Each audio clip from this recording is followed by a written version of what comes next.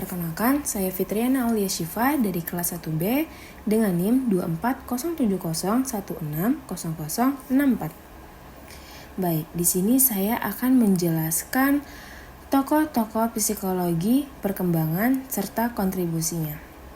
Di sini saya akan menjelaskan tokoh Islam, beberapa tokoh Islam. Yang pertama ada Ibnu Sina. Kita lanjut ke biografi Ibnu Sina.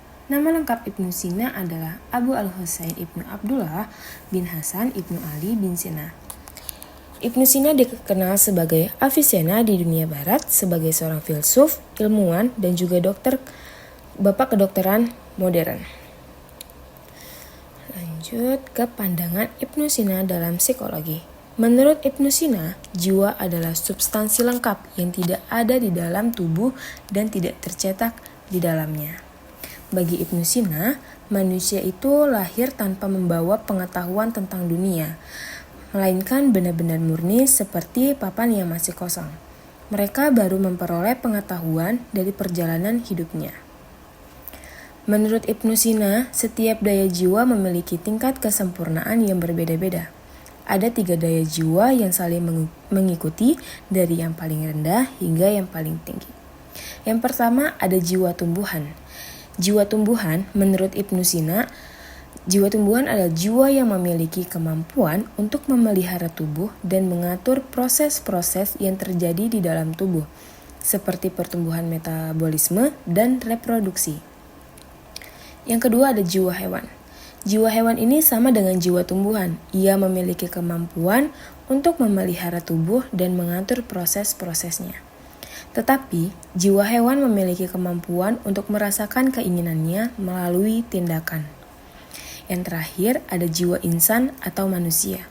Menurut Ibnu Sina, jiwa insan adalah yang paling tinggi dari semua jiwa yang ada, dan jiwa yang mampu menangkap dan memahami kebenaran.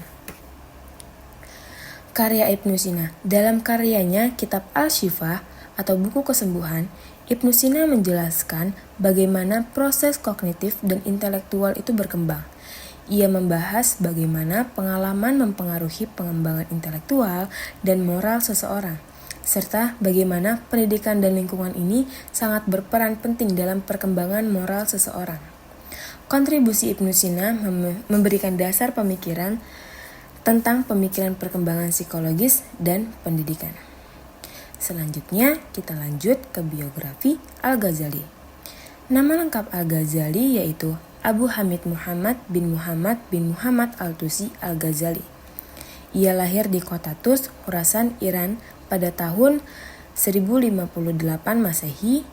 Di antara kontribusinya untuk psikologi adalah teori struktural jiwa. Kontribusi Al-Ghazali dalam psikologi perkembangan adalah pemahaman tentang perkembangan moral manusia. Menurut Al-Ghazali, ada beberapa faktor yang mempengaruhi perkembangan akhlak. Ada pola asuh, di mana pola asuh dan lingkungan sosial menjelaskan mengenai motif atau niat pengasuhan, mendidik, dan mengajarkan etika yang terpuji. Kemudian ada lingkungan sosial. Faktor lingkungan sosial, anak ini mulai mengenal pergaulannya saat anak mulai memasuki usia remaja.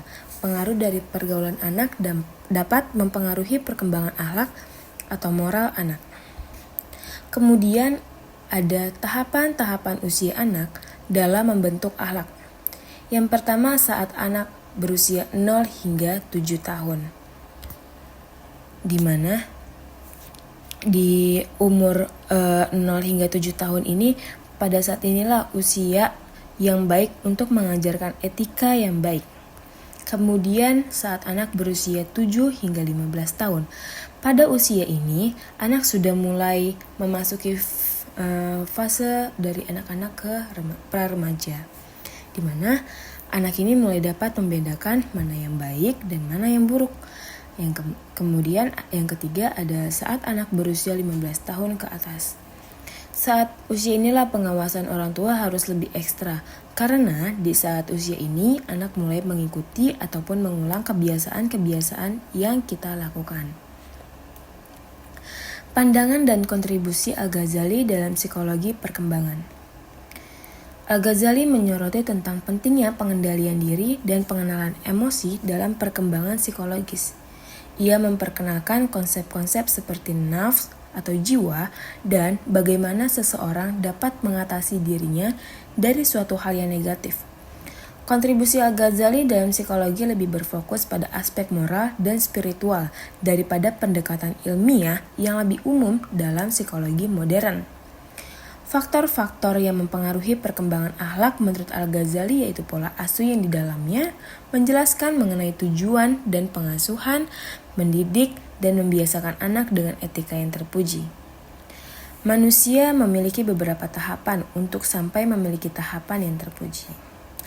Sekian presentasi dari saya, mohon maaf apabila ada kesalahan baik dalam bicara, tata letak tulisan.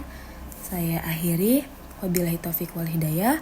Wassalamualaikum warahmatullahi wabarakatuh.